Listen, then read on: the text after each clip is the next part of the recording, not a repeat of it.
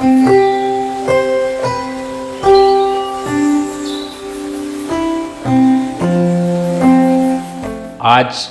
का जो विषय है उस पे प्लास्टिक सर्जरी, कॉस्मेटिक सर्जरी में हम क्या क्या चीज़ें कवर करते हैं, क्या हम इस प्लास्टिक सर्जरी में काम करते हैं, उस पे चर्चा करेंगे।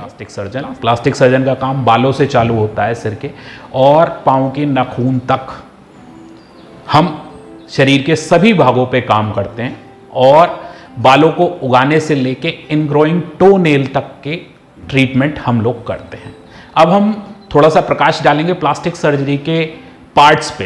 प्लास्टिक सर्जरी जो है एक्चुअली इस तरह का नहीं होता है हमारा, जैसे यूरोलॉजी है तो हाँ वो किडनी का और पेशाब का रास्ता सब एक सिस्टम उन्होंने ले लिया, या गैस्ट्रो सर्जन है तो उन्होंने पेट का पूरा एक वो ले लिया, एक कैविटी ले ली और उनके नाम से ही पता चल रहा है कि हाँ गैस्ट्रो सर्जन है तो वो पेट की बीमारियों का इलाज करते हैं। बट प्लास्टिक सर्जरी से इस तरह का कोई भी मैसेज नहीं आता है कि प्लास्टिक सर्जन क्या करता है, बल्कि प्लास्टिक सर्जरी की 3-4 मेन पार्ट बने हुए हैं। इसमें से सबसे पहला आता है कॉस्मेटिक सर्जरी। कॉस्मेटिक सर्जरी में जो हम कवर करते हैं उसमें किसी के भी शरीर की चर्बी को घटाना, किसी के भी शरीर में अगर कहीं गड्ढा है, गालों में गड्ढे हैं, उस गड्ढों को भरना, कहीं भी शरीर पे कोई निशान है, चेहरे पे निशान है, कोई तिल है, मस्सा है, स्किन टैग है, उन्हें हटाना, किसी के शरीर पे बाल ज़्यादा हैं, अनचाहे बाल हैं, उन्हें हटाना, कहीं पे बाल कम हैं तो उन्हें बालों को बढ़ाना, चाहे वो सिर के हों, चाहे वो दाढ़ी के हों, चाहे वो आईब्रो के हों,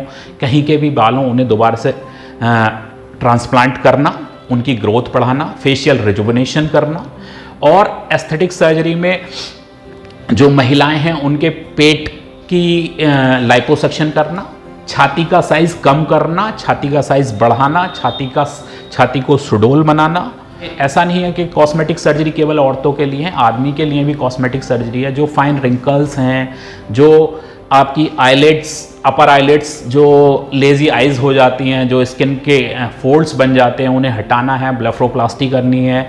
नोज जॉब है, राइनोप्लास्टी है, नाक को सीधा करना है। तो इसके बाद हम जो दूसरी चीज़ें हैं, जैसे नेक में बैंड्स बन गए हैं उन्हें हटाना, डबल चिन है उसे ठीक करना, ब्रेस्ट में इम्प्लांट डालना, फैट ग्राफ्टिंग करना, लाइपोसक्शन करना, ये सारे काम आजकल एस्थेटिक सर्जरी में और कॉस्मेटिक सर्जरी में आ रहे हैं मेन। और इसके बाद जो दूसरा पार्ट होता है, दूसरा रिकंस्ट्रक्टिव सर्जरी का पार्ट होता है। रिकंस्ट्रक्टिव सर्जरी का मतलब होता है किसी टूटी हुई चीज़ को दोबारा से बना देना। रोड ट्रैफिक एक्सीडेंट में हाथों में, पाँवों में काफ़ी चोटें लग जाती हैं, हाथ की नसें कट जाती हैं, उंगलियां कट जाती हैं, हाथ की टेंडन्स, धागे जिनसे उंगलियां चल रही हैं वो सब कट जाती हैं। इन सबको जोड़ना, नर्व की सर्जरी करना, माइक्रोवेस्कुलर सर्जरी करना जिससे खून की नसों का दौरान दोबारा से जोड़ा जा सके, हाथों को बचाया जा सके, उंगलियों को, कटी हुई उंगलियों को दोबारा से जोड़ा जा सके। बच्चों की उंगलियां पिच जाती हैं हाथों की दरवाजे में, उस क्रश इंजरी को सही से करना। नखून की इंजरी होती है उसे ठीक करना जिससे नखून टेढ़ा, तिरछा, काला, नीला ना आए, उन सब चीज़ों को ठीक करना। ये सब रिकंस्ट्रक्टिव सर्जरी में आता है। हाथ की हड्डियों का इलाज भी प्लास्टिक सर्जन ही करते हैं, चेहरे की टूटी हुई हड्डियों का इलाज भी प्लास्टिक सर्जन करते हैं।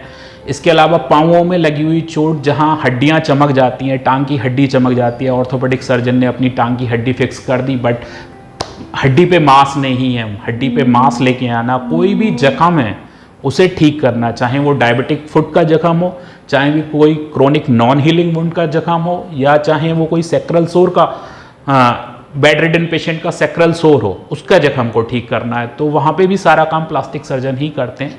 और हम लोगों को इसी तरह से ट्रेन किया जाता है कि हमें जख्मों का स्पेशलिस्ट भी बोला जाता है कि जो भी जख्म ठीक नहीं होता है वो प्लास्टिक सर्जन उस जख्म को ठीक कर देते हैं। तीसरी चीज़ अगर हम ध्यान देंगे तो बर्न का काफ़ी बड़ा पार्ट है जो प्लास्टिक सर्जरी के अंतर्गत ही आता है। और प्लास्टिक सर्जन साथ में ही बर्न सर्जन भी होते हैं। जो एक्यूट बर्न होता है, गर्म पानी से जल गए, तेल से जल गए, दूध से जल गए, इलेक्ट्रिक करंट से जल गए, बिजली गिरी उससे जल गए हैं, बहुत सारी तरीके से जल जाता है व्यक्ति, उन सब का एक्यूट बर्न का भी इलाज होता है। और बर्न के बाद जो हाथ पाँव उंगलियां तिरछी हो जाती हैं, कॉन्ट्रैक्चर बन जाते हैं, आदमी अपना फंक्शनल काम नहीं कर पाता है, फंक्शनल डेफिसिट आ जाती हैं, हाथ में हुई, बगल में बन गया, कोहनी पे बन गया, जिससे आदमी के हाथ पांव नहीं खुलते हैं और डेली दिनचर्या का जो काम है वो नहीं कर पाता है, उन सबको खोलने का, स्किन ग्राफ्टिंग करने का और फ्लैप सर्जरी करने का, बर्न कॉन्टेक्चर को हटाने का काम भी प्लास्टिक सर्जन ही करते हैं।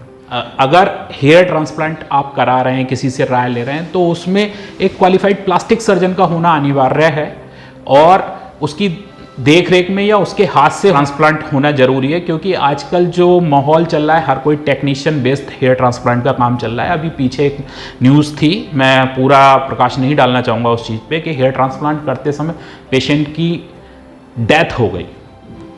उसका जो अंदरूनी कारण था, जो लोकल एनेस्थीसिया दिया जाता था, उसकी डोज टेक्नीशियन ने ज़्यादा दे दी।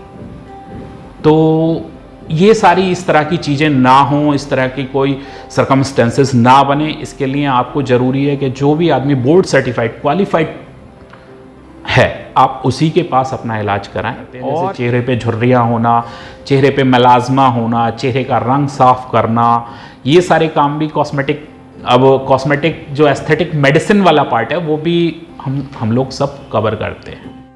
एक चीज़ और मैं आपको बताना चाहूँगा, आजकल बहुत कॉमन है, जो यंग टीनेज बच्चे हैं, लड़के हैं, उनके मेल बूब्स गायनोकोमेस्टिया हो जाता है, जो कि बहुत ज़्यादा कॉमन है। इसका इलाज भी, इसका डे केयर प्रोसीजर होता है। बच्चा सुबह में एडमिट होता है, शाम को छुट्टी हो जाती है और लाइपोसक्शन और ग्लैंड बढ़ जाती है, तो उसे हम ग्लैंड को एक्सरसाइज कर देते हैं। बहुत कॉमन है और बहुत इजी और सेफ प्रोसीजर है, इसलिए हम डे केयर में करते हैं। सुबह एडमिट करते हैं, शाम को छुट्टी कर देते हैं।